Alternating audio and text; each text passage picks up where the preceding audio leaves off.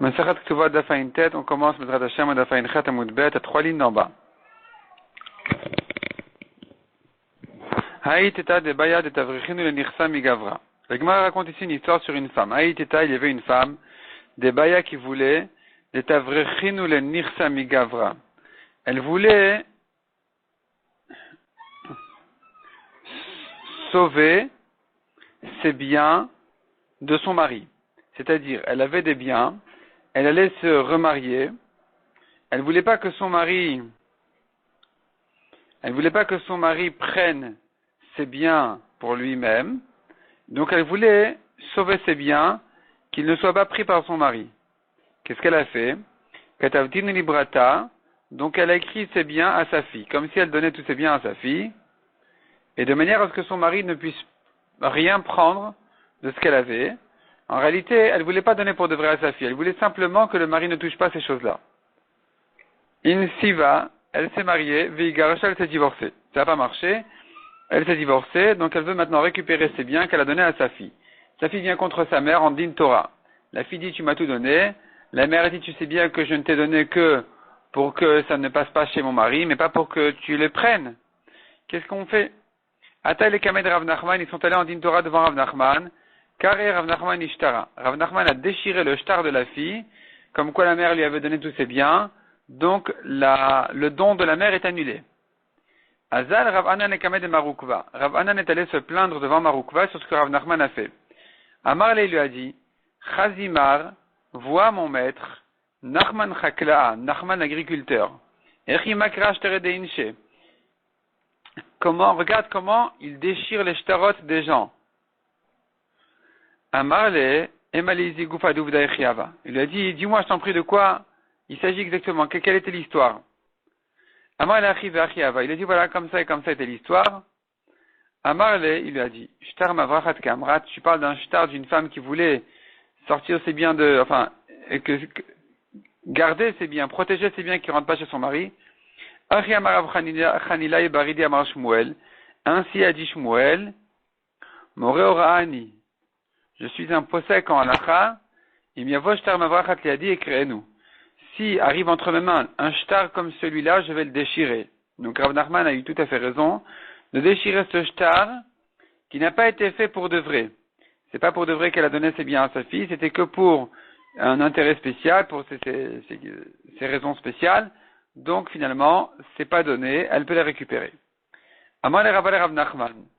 Ta'amamai, Rava demande à Rav Nachman, pour quelle raison on ne s'est pas donné à la fille de l'oshavik inish nafshe, mais yavilachine. Je reprends. Ta'amamai, pour quelle raison on dit en général qu'il faut déchirer un shtar comme celui-là? C'est parce qu'un homme ne se laisse pas, l'oshavik inish nafshe, il se laisse pas lui-même pour donner aux autres. Il va pas donner aux autres sur son compte. Anamil et l'achine. C'est que s'il a donné à quelqu'un d'autre, à un étranger, avalivrata, Yaïva, mais à sa fille, elle aurait donné à sa fille. Donc pourquoi tu déchires le shtar qui a été donné à sa fille?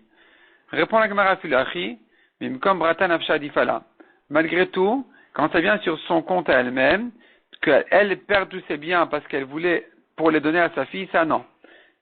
Elle se sent toujours quand même plus proche d'elle-même que sa fille. Elle va toujours se garder ses biens plutôt que de les donner à sa fille. Motivé. Une femme qui veut se marier, elle veut pas que son mari ne prenne ses biens, qu'est-ce qu'elle fait?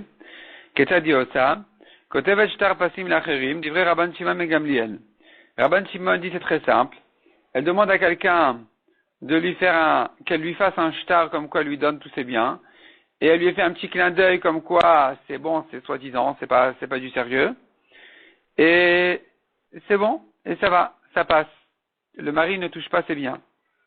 Chachamim disent, Ratam et Tzachekba. Si celui qui a reçu ses biens, il peut se moquer d'elle. Il peut lui dire merci beaucoup, je ne te rends pas. Tovlo, jusqu'à ce qu'elle lui dise clairement, Me'ayom velik sheretse. Je te donne Me'ayom, de maintenant, jusqu'à ce que je veuille te donner. C'est-à-dire, si je décide de te donner, eh bien, ça sera donné. Si je décide de ne pas te donner, ça ne sera pas donné. Donc, si maintenant le mari veut prendre, elle dira, non, je l'ai donné. Si l'autre il veut prendre, il dira non, j'ai pas donné. Tama de katvaleachi. La raison pour laquelle la femme n'a pas perdu ses biens, c'est parce qu'elle a précisé très clairement qu'elle pourra toujours décider ce qu'elle veut. Alo katvaleachi, kananolokeach. Mais si elle n'a pas précisé cela, alors l'acheteur, enfin celui qui a reçu le cadeau, il a acquis. Puisque la femme n'a pas précisé, je me garde le droit de décider ce que je veux. Si elle n'a pas précisé comme ça, l'okéar, celui qui a reçu, il pourra toujours dire, je les garde pour moi-même. Donc comment on a dit que ça marche ce système-là? Rav Nachman a dit on déchire le shtar, Marouk va dire on déchire le shtar. Comment ça marche ce système-là? Amar Abizera répond la Gemara le Kashia, Bekula Bemiktata. Ça dépend si elle a donné tous ses biens ou une partie. Si elle a donné tous ses biens, c'est clair que c'était pas du sérieux. Jamais elle se serait laissée sans rien. Donc, tout ce qu'elle a donné est annulé. Si par contre elle s'est gardée un petit peu, c'est qu'apparemment, elle était entière avec ce qu'elle a donné. Donc, un peu elle s'est gardée elle-même et un peu elle a donné. Dans ce cas-là, si celui qui a reçu, il veut se moquer d'elle, il lui dira merci beaucoup, je garde ce que tu m'as donné. Demande à Gemara Veilo Kanani Loker. Dans le cas où elle a tout donné, et qu'on a dit que donc il n'a pas le Loker n'a pas reçu, n'a pas mérité, il n'a pas de droit dessus. Si c'est comme ça, Nikninu Baal. Si le Loker n'a pas reçu, alors le mari pourrait dire, d'accord, si c'est comme ça, les biens ils sont restés à toi, je les prends. Donc elle n'a rien gagné en fait avec ce shtar. Soit celui qui les a reçus, il les prend, soit c'est le mari qui les prendra. Amar Abaye répond la Gemara, si elle a gagné. Asaoum kenechassim she'en yeduin Baal. Les chachamim l'ont considéré comme des biens qui ne sont pas connus du mari. Ve'alibad Rabbi Shimon, et comme Rabbi Shimon qui a dit que le mari ne prend pas les biens qui ne lui étaient pas connus. Ici aussi, c'était pas connu au mari comme des biens qui appartenaient à sa femme, puisqu'il croyait qu'elle les avait donnés. Donc il n'a pas de droit sur ces biens-là. Même si c'est pas donné, il n'a quand même pas le droit de les prendre. Mishnah suivante. Nafula Ksafim, elle a reçu des bourses d'argent. Il a karben karka vochel perot.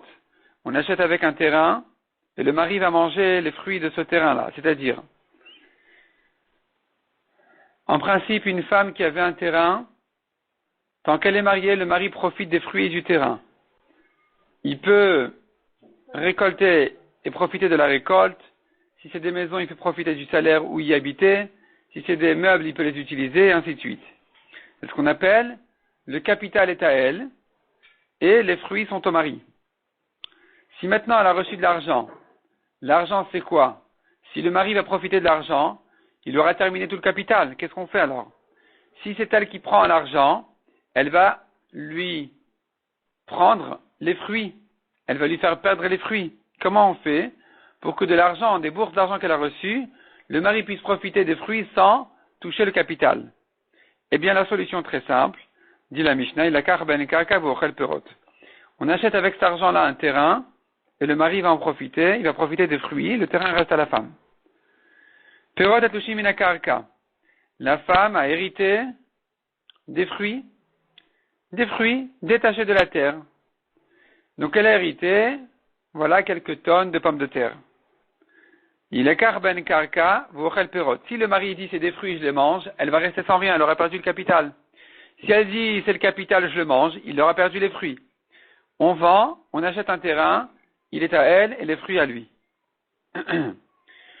Perot amchubarim karka. Si elle a hérité maintenant des fruits qui sont encore attachés à la terre, Amar Rabbi Meir shaminota. Même ces fruits-là, il faut les considérer comme un capital. Comment on fait ça? Il faudra évaluer combien vaut le terrain avec les fruits et sans les fruits. Cette différence, c'est ce que valent donc les fruits attachés à la terre. Et cette différence-là, c'est ce qui appartient à la femme, c'est ce qu'elle a hérité. Ou motar, il a karben, karka, vochel perot. Donc cette différence-là, on va en acheter un terrain et lui mangera les fruits. Chachamim omrim. Chachamim disent non, ça marche pas comme ça. Amchubarim la karka shelo. Les fruits qui sont attachés à la terre sont au mari. Donc si elle a hérité un terrain plein de fruits, on ne dira pas que les fruits font partie du capital. On dira le terrain c'est le capital, le champ c'est le capital, les fruits c'est au mari. Vatloshim et la karka chez là. Mais si elle a hérité des fruits tels quels, détachés de la terre, là, c'est à elle. C'est considéré comme un capital, et donc vilakar van kaka vorel perot. On achète un terrain, le mari mange les fruits. Rabbi Shimon Omer, makom shafé korobek nitsata, vura korobitiata. Là où le mari a plus de droits au mariage, il en perd au divorce. Makom jura korobek nitsata, il a fait korobitiata. Et là où au contraire, il a perdu des droits au mariage, il en gagnera au divorce. Comment ça, Ketzad, de quoi il s'agit? Perot amchobarim la karka. Tous les fruits qui sont attachés à la terre, elle vient avec des champs pleins de fruits. Mais qu'il s'attache au mariage, le mari profite de ces fruits-là parce que c'est considéré comme des fruits et non pas comme le capital, comme le terrain. Donc il prendra, lui, tous les fruits. Ubitiata shela. Et lorsqu'elle sort au divorce, elle prend ces fruits-là qui sont attachés à la terre. C'est à elle. Vatlushi minakarka, tandis que des fruits qui sont détachés de la terre, bikni s'attachés là, quand elle se marie, on considère ces fruits-là comme un capital qui lui appartient à elle-même, ou bitiata shelo. Mais si elle se divorce et qu'il y a des fruits détachés de la terre, ça sera au mari, puisque le mari a déjà gagné les fruits, donc ça reste à lui. La Gemara maintenant rentre dans un cas où ils sont en discussion, le mari et la femme ne se mettent pas d'accord sur le terrain du capital. Qu'est-ce qu'on fait avec le capital? Donc, Pshita la Gemara dit c'est évident. Ara ou Baté. Si un du couple dit on devrait acheter avec ça un terrain, un champ, l'autre dit non, je préfère acheter avec ça un appartement, une maison. Ara. On achète un terrain parce que le terrain, c'est plus fort.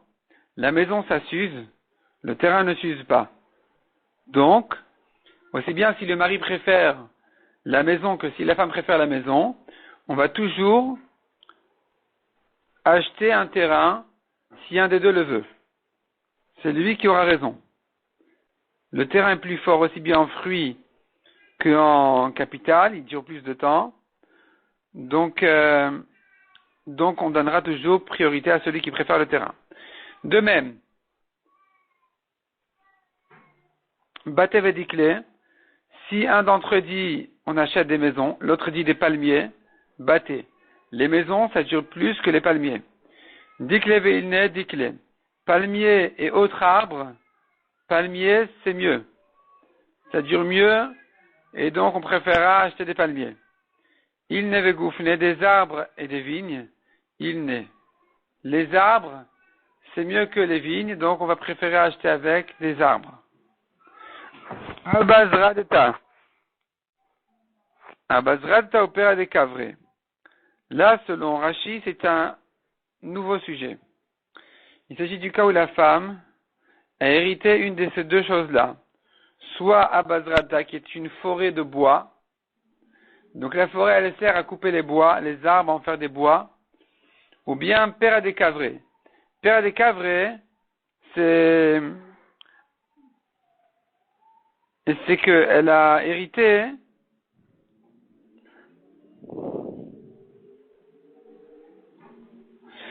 donc elle a hérité un endroit de poissons, comme une piscine de poissons. Et qu'est-ce qu'on fait ici? Pera des cavrés. Donc ici, nous avons des bois d'une part, ou des poissons. Il faut savoir, est-ce qu'on les considère comme des fruits ou comme le capital? Amri la pera, amri la karna. Il y en a qui disent que c'est considéré comme les fruits. Il va rester à la femme le terrain de la forêt. Il va rester à la femme le fond du lac ou de ce que c'était là des poissons. Même si on lui prend tous les poissons, on va considérer les poissons que comme des fruits qui sont au mari. Et quelqu'un d'autre, un autre avis dit, autre version, c'est de considérer ça effectivement comme un capital, parce que, pourquoi comme un capital? Parce que lui, il va prendre tous les poissons, elle va rester sans rien. Elle aura perdu tous les poissons. il ne va rien lui en rester. Donc, c'est pas comme des fruits où il lui reste l'arbre, il lui reste le champ. Donc, tu devrais considérer ces poissons comme un terrain qui doit être vendu. Donc, les poissons seront vendus. On achètera avec les poissons un terrain qui, ensuite, va donner des fruits que le mari mangera. Klala de Milta, la règle de la chose.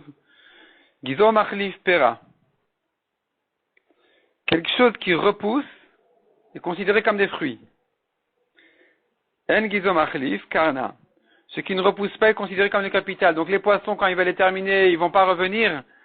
C'est considéré comme un capital. Tandis que des fruits, c'est des fruits.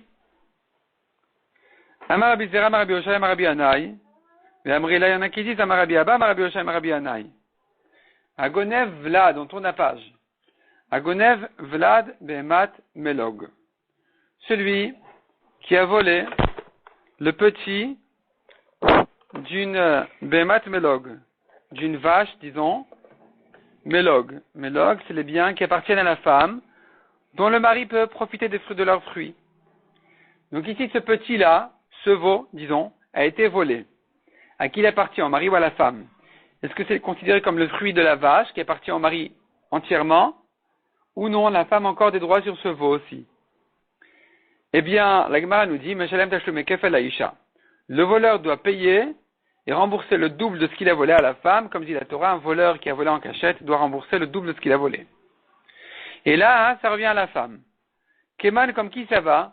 Loke Rabanan, Loke Hanania, comme personne, ni Rabanan, ni Hanania, des Tanya. Velad Bemat Melog. À qui appartient donc ce veau, qui vient d'une vache qui était à la femme dont le mari pouvait profiter de ses fruits? Donc le mari pouvait prendre le lait de la vache, par exemple. La vache appartient à la femme. Le petit de cette vache-là, il est au mari ou à la femme? La Baal, au mari. Par contre, Vlad Shifrat Melog Laisha. Le petit d'une servante qui appartient à la femme, eh bien le petit aussi il appartient à la femme. Vechanania ben Achioshi Amar. Hanania n'est pas d'accord avec ça, il dit Asou Vlad Shifrat Melog et Vlad Bemat Melog. On considère le petit de la servante comme le petit de la vache qui appartiennent tous au mari. Donc tu vois qu'en ce qui concerne le petit de la vache, il est évident selon tout le monde que ça appartient au mari. Or, on a dit le voleur, il doit rembourser à la femme. Répond la Gemara, tu peux dire que ça va comme tout le monde. Celui qui a dit qu'on rend le voleur doit rendre le double à la femme, il peut s'arranger avec ceux qui disent que le veau appartient au mari. Comment ça? Peratakenu les rabanan. Les chachamim ont institué que le mari puisse profiter des fruits de la vache de sa femme. Peradeper alotakenu les rabanan, mais pas les fruits des fruits. Alors, ce que le voleur maintenant il rend le double, c'est déjà les fruits des fruits. Sur ça, le mari n'a plus de droit. Il a des droits sur les fruits, mais pas sur les fruits des fruits. Bishlama le Hanania demande à Gemara. Hanania, on le comprend. Haïnu de l'Ochaishina Nemita. Il ne craint pas la mort du capital. Donc, il dit, je considère la vache comme éternelle. Je considère la servante comme éternelle. Donc, les petits de la vache ou de la servante appartiennent au mari, c'est des fruits. C'est des fruits parce que ça n'abîme pas le capital. Le capital ne s'use pas. Et les Rabbanan, mais les Chachamim, on ne les comprend pas. Ils raillent chez les Mita. S'ils craignent la mort de la vache, ils disent donc, le mari ne prend pas le veau parce qu'elle va rester finalement après la mort de la vache sans rien. Donc c'est à la femme que le veau appartient. Si c'est comme ça, non, pardon. Ils raillent chez les Mita. S'ils disent que le petit de la servante appartient à la femme parce que la servante va mourir un jour, elle va rester sans rien, la femme. Donc tu lui donnes le petit. Si c'est comme ça, tu tiens compte de la mort de la femme, de la servante. Afiduvlad bemat melog namilo. Tu devrais dire que le petit de la vache, de la femme non plus, ne va pas au mari. Et si on ne tient pas compte, on ne craint pas la mort de la vache. Aujourd'hui, la vache c'est le capital, le veau c'est le petit, donc le mari prend le petit point. Si tu dis comme ça, Afiduvlad shifrat melog nami, tu devrais dire pareil. Pour le petit de la servante, tu devrais dire que lui aussi, on ne craint pas la mort de la servante. Et donc, le petit, il doit arriver, il doit être pris par le mari. Donc pourquoi Hanania il distingue entre la servante et la vache? Répond la Gemara l'Olam Chai Shelemita.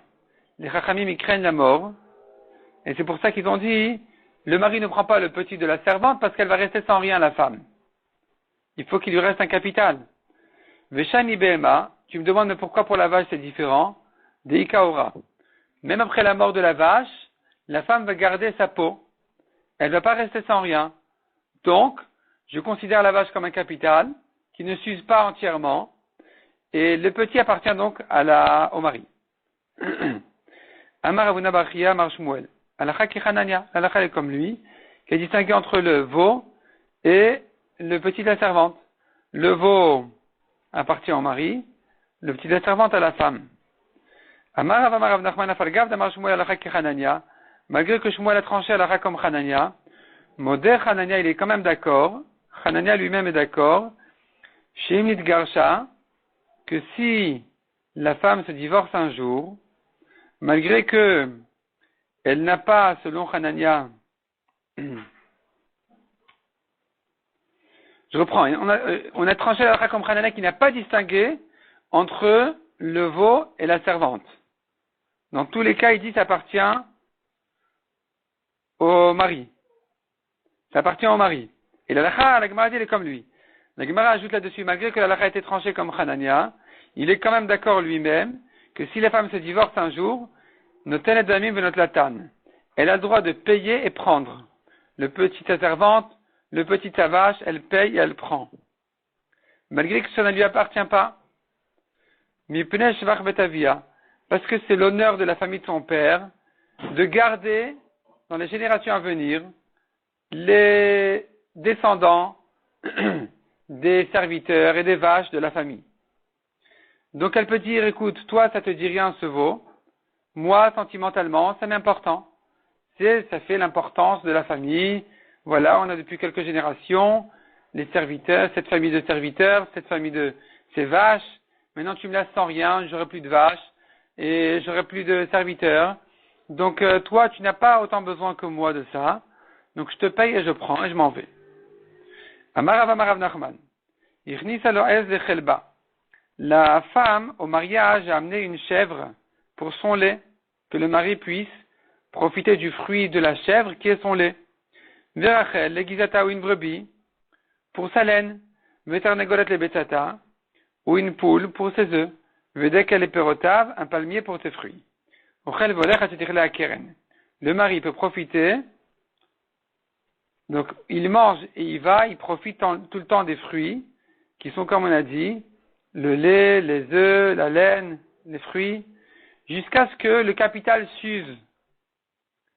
Amar Rav Nachman, Aïla le glima, une femme qui a amené un manteau au mariage, perave.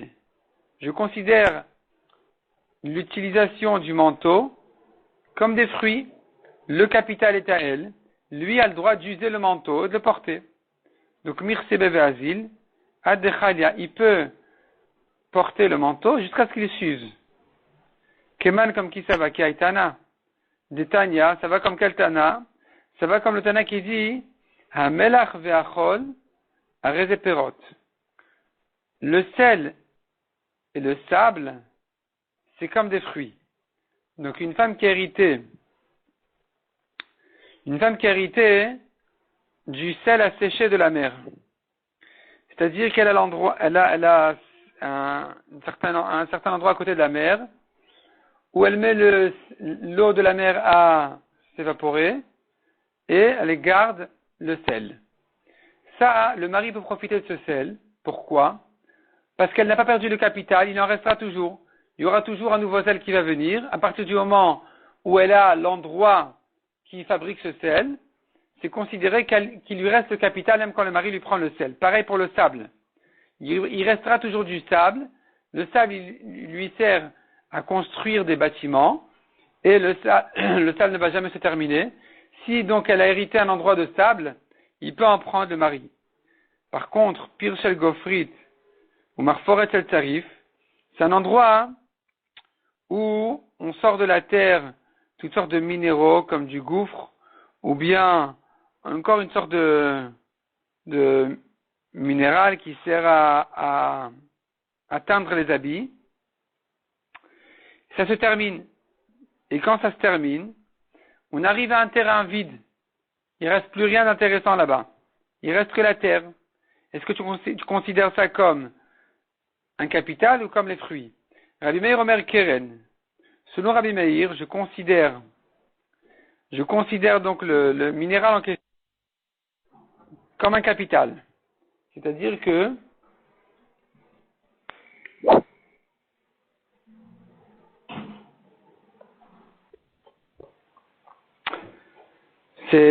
que dans ce cas-là, on devra dire que le mari ne peut pas en profiter. Il faudra le vendre, acheter avec un terrain, et la femme gardera ce terrain, et le mari prendra les fruits. Ça, c'est ce que pense Rabbi Meir.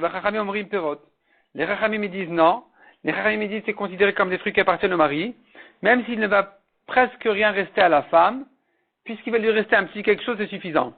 Donc c'est comme le manteau qui est usé. Qu'est-ce qui va lui rester?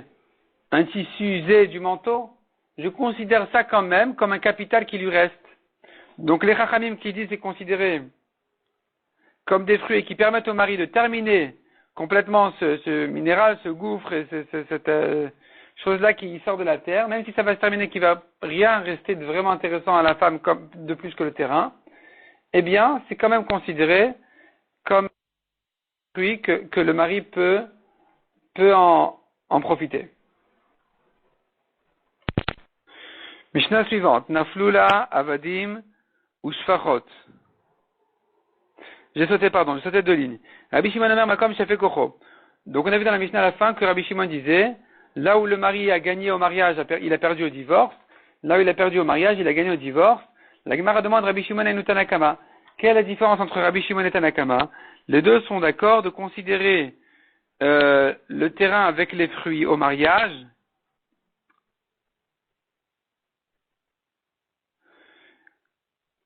au mari, que comme des fruits. Les fruits qui étaient attachés à la terre au mariage sont considérés comme des fruits que le mari peut en profiter.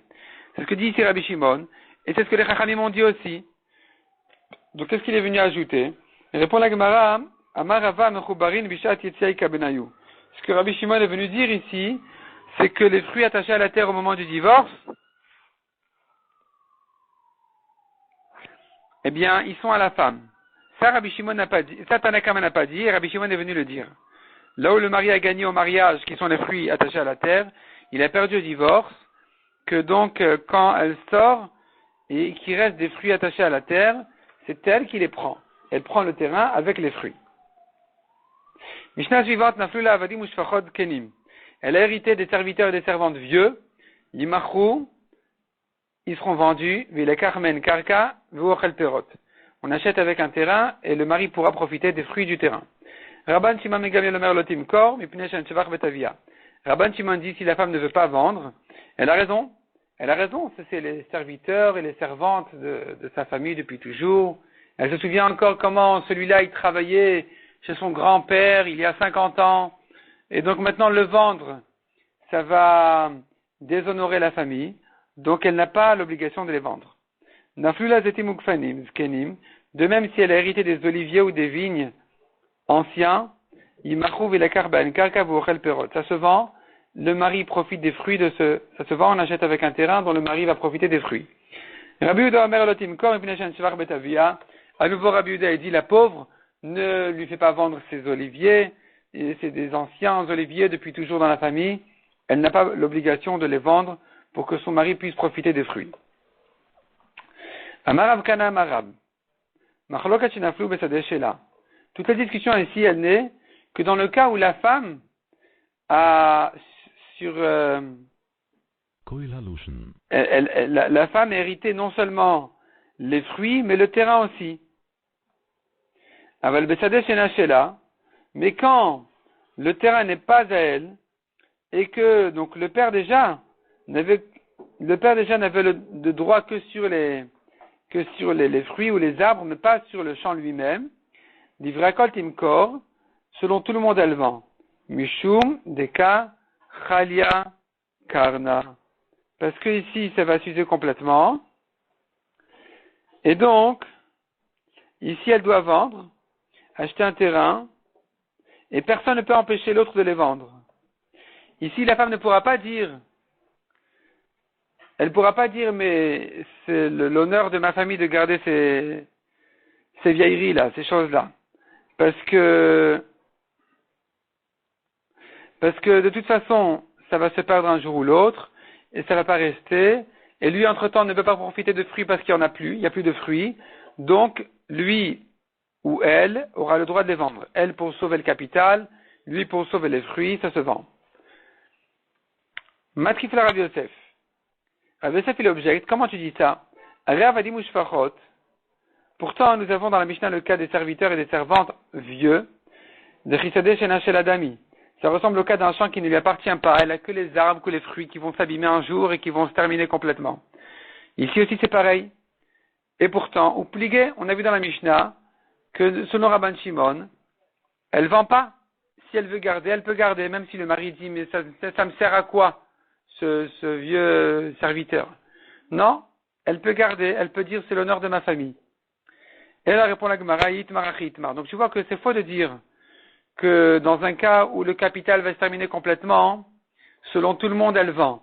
Non, elle peut ne pas vendre. Donc il faut corriger et dire comme ça, Marav Kana Marav. Machaloket Besade Shena Shelo. Toute la discussion, elle est que dans un champ qui n'est pas Shena Shela, qui n'est pas à elle. C'est là où il y a lieu d'entendre qu'on puisse l'obliger à vendre. Aval Besade Shela, mais quand le champ aussi est à elle, selon tout le monde, elle ne vend pas dans ce cas-là, parce que il va lui rester le champ, et pour l'honneur de sa famille, elle a le droit donc de garder ces choses-là. Et donc dans ce cas-là, tout le monde est d'accord. Donc si le champ est à elle, selon tout le monde, elle ne vend pas. Si le champ n'est pas à elle, c'est là où on a vu une marloquette, est-ce qu'elle peut dire, je ne veux pas vendre, je veux garder au maximum ces choses-là qui me font de bons souvenirs et qui m'ajoutent de l'honneur et de l'importance à la famille. Ou bien, non, elle ne peut pas prétendre, cet argument n'est pas acceptable, donc elle sera obligée de vendre de manière à acheter avec un terrain dont le mari pourra profiter donc des fruits.